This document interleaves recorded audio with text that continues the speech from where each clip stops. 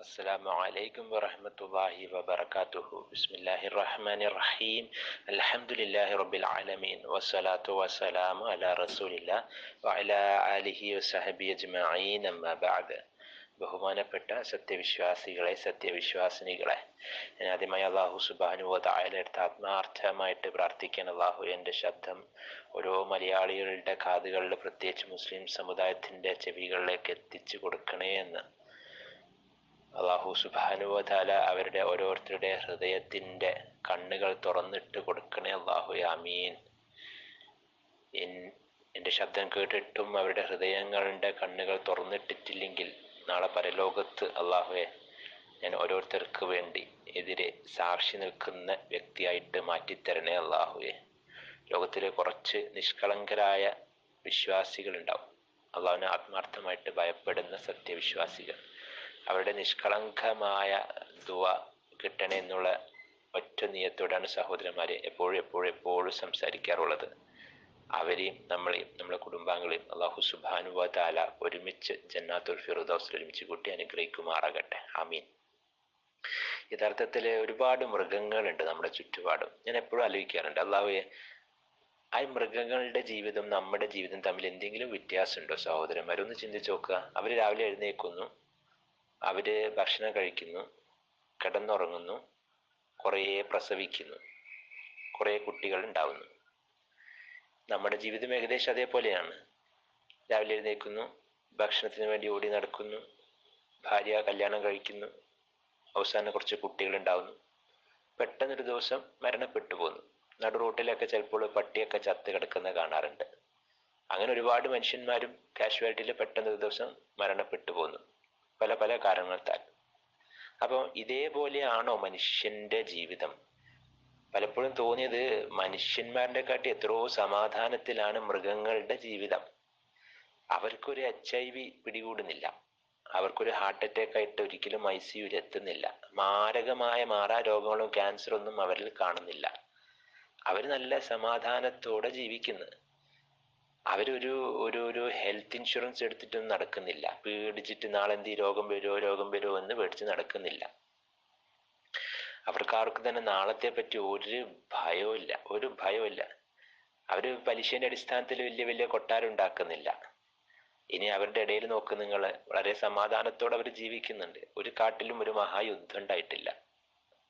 അപ്പോൾ നമ്മുടെ ജീവിതമാണോ നല്ലത്, അതല്ല കന്നുകാലികൾ മൃഗങ്ങളുടെ ജീവിതമാണോ? നമ്മളൊന്ന് ആത്മാർത്ഥമായിട്ട് പരിശോധിക്കണം സഹോദരന്മാരെ. ഇത് ഞാൻ എന്തുകൊണ്ടാണ് പറയുന്നത് വെച്ചാലേ, അവര് നമ്മളുള്ള ഒരു പ്രധാനപ്പെട്ട വ്യത്യാസം എന്താ വെച്ചാൽ, എനിക്കും നിങ്ങൾക്കും അല്ലാഹു സുബ്ഹാനഹു വ തആല ചിന്തിക്കാനുള്ള ഒരു കഴിവ് തന്നിട്ടുണ്ട്. ബുദ്ധി പറഞ്ഞ സാധനം എന്തോ ഉണ്ട് തലച്ചോറിൻ്റെ ഉള്ളിൽ.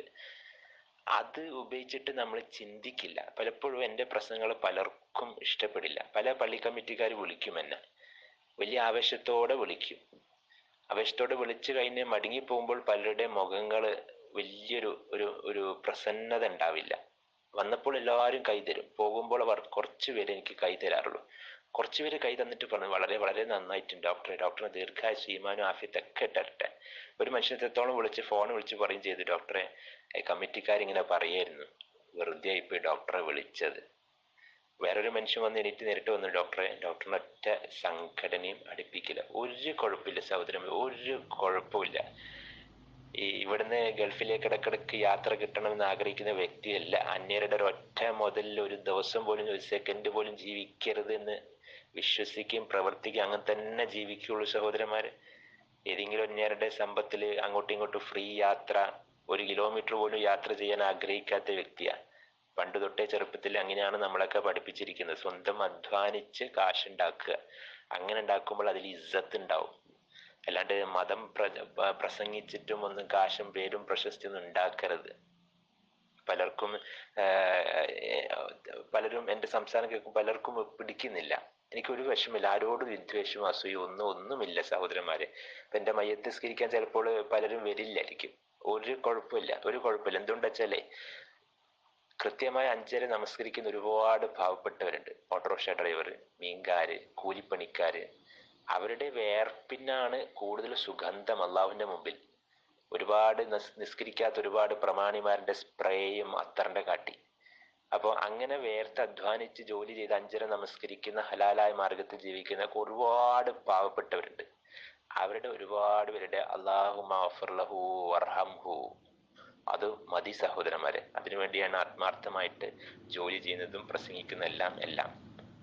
ഇത് ഞാൻ എന്തുകൊണ്ടാണ് പറയുന്നത് വെച്ചാല്, എന്തുകൊണ്ട് മുസ്ലിം സമുദായത്തിലെ ഒരു മഹാഭൂരിപക്ഷം പേരും കൃത്യമായി നമസ്കരിക്കുന്നില്ല, പള്ളിയിലേക്ക് വരുന്നില്ല? ഇത് ഞാനിങ്ങനെ ഇടയ്ക്കിടയ്ക്ക് പറയുമ്പോൾ ഇത് വെറുതെ ഒരു ആരോപണമല്ല. ഉമർ ഖാൻ പറഞ്ഞ്, ഒരു മനുഷ്യൻ കൃത്യമായിട്ട് പള്ളിയിൽ വരുന്ന കണ്ടാൽ നമ്മൾ മനസ്സിലാക്കും ആ മനുഷ്യൻ നല്ല മുസ്ലിമാണ്. ഒരു മനുഷ്യൻ പള്ളിയിൽ വരാത്തത് കണ്ടാൽ നമ്മൾക്ക് ആ മനുഷ്യനെ പറ്റി നല്ല വിചാരം ഉണ്ടാവില്ല. നമ്മൾക്കറിയാം ഒരു വിശ്വാസിയുടെ ഏറ്റവും ആദ്യത്തെ ലക്ഷണമാണ് 5 കൃത്യമായിട്ട് പള്ളിയിൽ പോകുമെന്ന്. അപ്പോ പള്ളിയിൽ കാണുന്നില്ലെങ്കിൽ അവരിൽ നിഫാഖ് ഉണ്ടെന്നാണ് അർത്ഥം. പിന്നെ പള്ളിയിൽ വരുന്നൊരു മനുഷ്യന്റെ രഹസ്യ ജീവിതം അന്വേഷിക്കാൻ ആരോടും പറഞ്ഞിട്ടില്ല. ആ മനുഷ്യൻ രാത്രി കള്ളു കുടിക്കുന്നുണ്ടോ, വ്യഭിചരിക്കുന്നുണ്ടോ, ഒന്നും നമ്മൾ അന്വേഷിക്കേണ്ട ആവശ്യമില്ല. പക്ഷെ മുസ്ലിങ്ങൾ ഒരിക്കലും എത്ര ആയാൽ പോലും നമ്മൾ നന്നാവുന്നില്ല. ഇതെന്തുകൊണ്ട് സഹോദരന്മാരെ? ഇതെന്തുകൊണ്ടാ വെച്ചാല് ഇന്നത്തെ ലോകത്തിന്റെ അവസ്ഥ അത് വെറും അനീതിയുടെ ലോകമാണ്. ഇന്ന് നമ്മളെ ചുറ്റുപാടും കാണാൻ പോകുന്നത് എന്താണെന്ന് വെച്ചാല്, ഒരുപാട് ചീത്ത മനുഷ്യന്മാർക്ക് ഒരുപാട് നല്ല കാര്യങ്ങൾ കണ്ടുകൊണ്ടേയിരിക്കുന്നു. എന്നാ ഒരുപാട് നല്ല മനുഷ്യന്മാർക്ക് ഒരുപാട് പ്രത്യക്ഷത്തിൽ ചീത്തയായ കാര്യങ്ങൾ അവരുടെ ജീവിതത്തിൽ സംഭവിച്ചു കൊണ്ടേയിരിക്കുന്നുണ്ട്. അപ്പോൾ നമ്മൾക്ക് ഒറ്റ നോട്ടത്തിൽ ഇത് മൊത്തം ഒരു അനീതിയായിട്ട് തോന്നും. അപ്പൊ ചീത്ത മനുഷ്യന്മാർക്ക് അവർക്ക് ദുനിയാവിൽ എന്തൊക്കെയാണോ വിജയത്തിന്റെ മാനദണ്ഡമായിട്ട് സമ്പത്ത്, അധികാരം, പേര്, പ്രശസ്തി, അവര് വിശ്വസിക്കുന്നു അവരെ ദൈവം തമ്പുരാൻ, പടച്ച തമ്പുരാൻ ആദരിച്ചിരിക്കുന്നുണ്ടെന്ന് അവര് വിശ്വസിക്കുന്നു. അവര് കാണുന്നതോ നല്ല മനുഷ്യന്മാർ അല്ലാതെ ഭയപ്പെട്ട് ജീവിക്കുന്നവർക്ക് ഒരു പേരുമില്ല, ഒരു പ്രശസ്തിയുമില്ല, സമ്പത്തുമില്ല, ഒരുപാട് രോഗങ്ങൾ പിടികൂടുന്നു. അപ്പൊ മൊത്തം ഒരു അനീതി ഉള്ള ഒരു ലോകമാണ് ഇഹലോകം. ഇവിടുന്ന് അങ്ങോട്ടേക്കൊരു പരലോകം ഉണ്ട് സഹോദരന്മാര്. അവിടെയാണ് കൃത്യമായിട്ട് പൂർണ്ണമായ മാലിക് യൗമിദ്ദീൻ അള്ളാഹു സുബ്ഹാനഹു വ തആല നീതിമാനായ റബ്ബ് കൃത്യമായിട്ട് കണക്കുകൾ ബോധ്യപ്പെടുത്തി തരും. പക്ഷെ ഈ ലോകത്തെ പറ്റി ആർക്കും വലിയൊരു ധാരണയില്ല. ഇനി ധാരണ ഉണ്ടെങ്കിൽ പോലും അപ്പം കാണാം, അവിടെ എത്തിയിട്ട് കാണാം ഡോക്ടറെ എന്നുള്ളൊരു വിശ്വാസമാണ്. ദൃഢബോധം വരുന്നില്ല. നമ്മൾ ഓരോരുത്തരും തീരുമാനിക്കേണ്ട ആദ്യം അള്ളാഹു സുബ്ഹാനഹു വ തആല എന്നുള്ള സൃഷ്ടാവ് ഉണ്ടോ ഇല്ലേ എന്ന് തീരുമാനിക്കുക.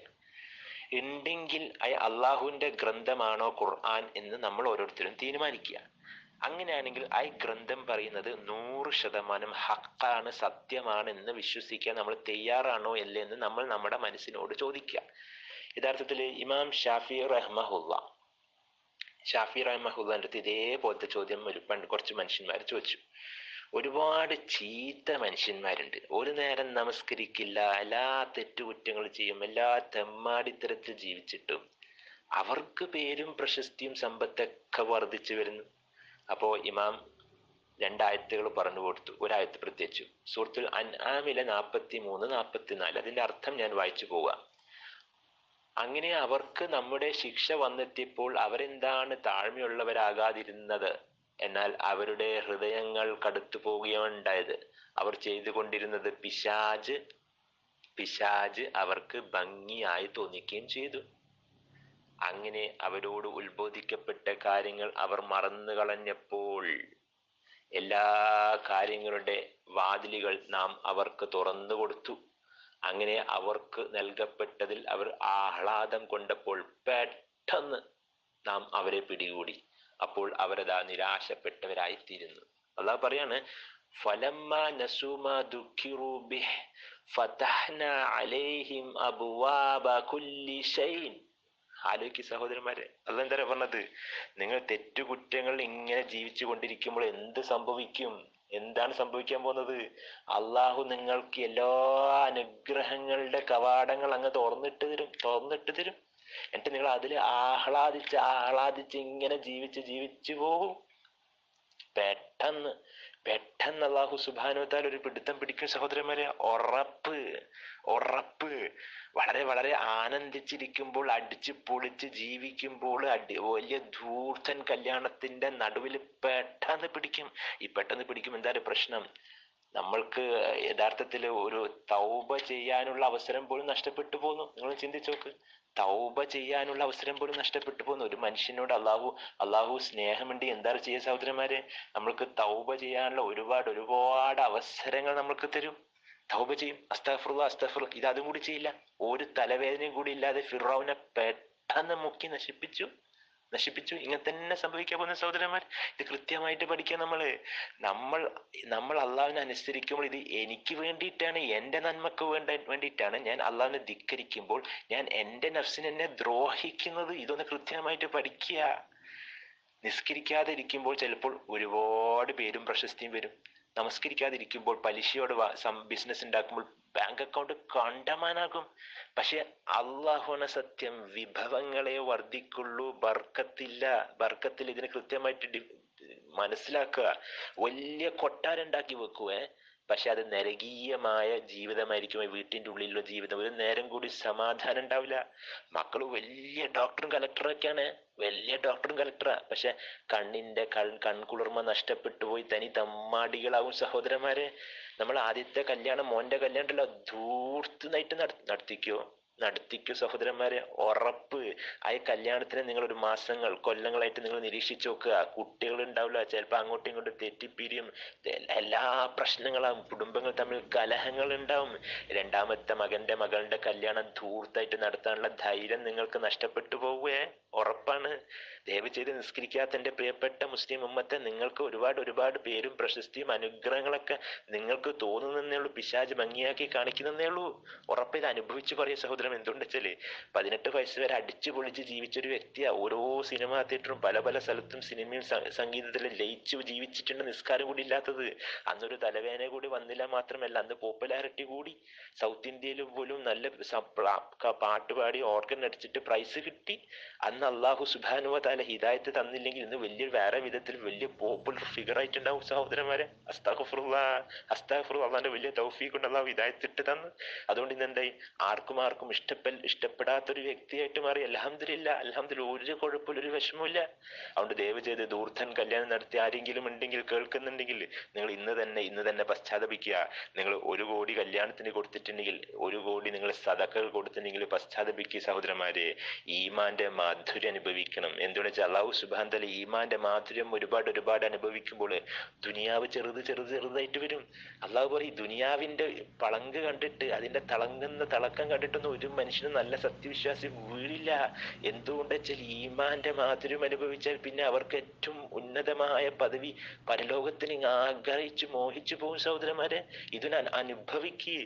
കൃത്യമായ 5 ജമാഅത്തിന് പോകുമ്പോൾ വലിയ അത്ഭുതമാണ്, വലിയ ദൃഷ്ടാന്തമായിട്ട് നിങ്ങൾക്ക് തോന്നിപ്പോവും. എന്തുകൊണ്ടാ? ആ ജമാഅത്തിന് ഇടയിലുള്ള ജീവിതങ്ങൾ അള്ളാഹു സുബ്ഹാനഹു വ തആല എളുപ്പമാക്കി തരും, ബർക്കത്തിട്ട് തരും. അങ്ങനെ ലോഹർ കിട്ടി. അപ്പൊ ലോഹർ കിട്ടിക്കഴിഞ്ഞാൽ അതിനുശേഷമുള്ള ജീവിതത്തിലെ പ്രശ്നങ്ങളൊക്കെ അള്ളാഹു പെട്ടെന്ന് മാറ്റിയിട്ട് നിങ്ങൾ അസറിലേക്ക്, പള്ളിയിലേക്ക് എത്തിച്ചേരും. അസർ കഴിഞ്ഞാൽ മഗ്‌രിബ് കഴിഞ്ഞാൽ ഏശ കഴിഞ്ഞാൽ ഇൻഷാ അല്ലാഹ് പിറ്റേന്ന് തഹജ്ജുദ്. അതൊന്ന് അനുഭവിക്കുക സഹോദരന്മാരെ. സ്വന്തം ജീവിതം പറഞ്ഞ അള്ളാന്റെ ദൃഷ്ടാന്തമായിട്ട് മാറുക. അപ്പോ യഥാർത്ഥ നേരെ മറിച്ച് സംഭവിക്കുക. നല്ല ഈമാനുള്ള വ്യക്തികൾക്ക് നേരെ മറിച്ച് സംഭവിക്കും. എന്താ? ഓരോരോ പ്രശ്നങ്ങളുടെ മേത്ത് പ്രശ്നങ്ങൾ വരും സഹോദരന്മാരെ. അങ്ങനെ തന്നെ എന്റെ ജീവിതം 18 വയസ്സ് എപ്പോഴാണ് അള്ളാനെ ഭയപ്പെട്ട് ജീവിച്ചു തുടങ്ങി, അതിനെ തൊട്ട് ഒരുപാട് പരീക്ഷണങ്ങൾ വന്നു. ഇപ്പോൾ ഒരുപാട് പേർക്ക് ഇഷ്ടപ്പെട്ട വ്യക്തി അത് ചീത്ത മനുഷ്യനായിട്ട് മാറി തുടങ്ങി. ആർക്കും ഇഷ്ടപ്പെടുന്നില്ല.